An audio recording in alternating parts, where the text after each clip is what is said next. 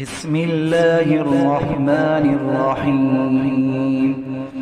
تبارك الذي بيده الملك وهو على كل شيء قدير، الذي خلق الموت والحياة ليبلوكم أيكم أحسن عملا وهو العزيز الغفور، الذي خلق 7 سماوات طباقا، ما ترى في خلق الرحمن من تفاوت، فارجع البصر هل ترى من فطور، ثم ارجع البصر كرتين ينقلب إليك البصر خاسئا وهو حسير، ولقد زينا السماء الدنيا بمصابيح وجعلناها رجوما للشياطين وأعتدنا لهم عذاب السعير، وللذين كفروا بربهم عذاب جهنم وبئس المصير. إذا ألقوا فيها سمعوا لها شهيقا وهي تفور، تكاد تميز من الغيظ، كلما ألقي فيها فوج سألهم خزنتها ألم يأتكم نذير، قالوا بلى قد جاءنا نذير فكذبنا وقلنا ما نزل الله من شيء إن أنتم إلا في ضلال كبير.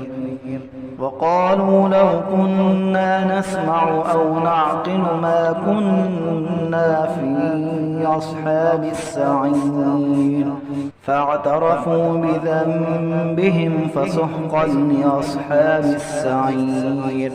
إن الذين يخشون ربهم بالغيب لهم مغفرة وأجر كبير.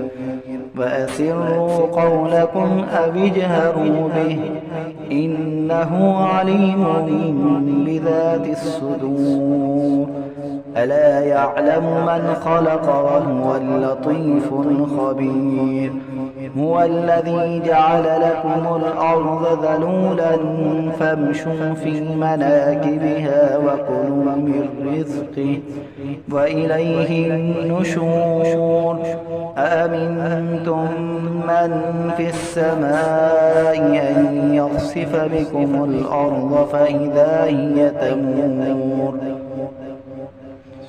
أم أمنتم من في السماء أن يرسل عليكم حاصبا فستعلمون كيف نذير.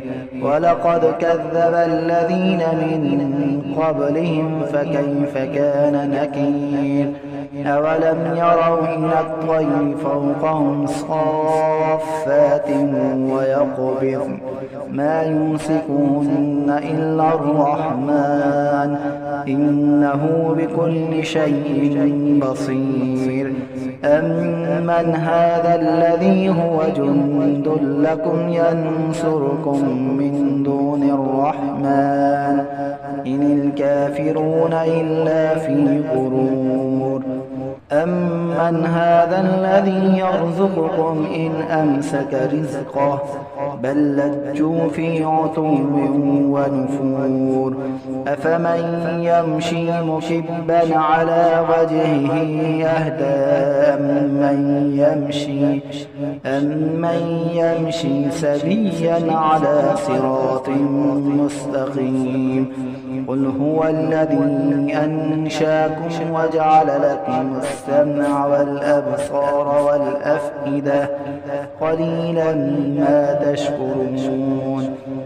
قل هو الذي ذرأكم في الأرض وإليه تحشرون ويقولون متى هذا الوعد إن كنتم صادقين قل إنما العلم عند الله وإنما أنا نذير مبين فلما رأوه زلفة سيئت وجوه الذين كفروا وقيل هذا الذي كنتم به تدعون قل أرأيتم إن أهلكني الله ومن معي أو رحمنا فمن يجير الكافرين من عذاب أليم قل هو الرحمن آمنا به وعليه توكلنا فستعلمون من هو في ضلال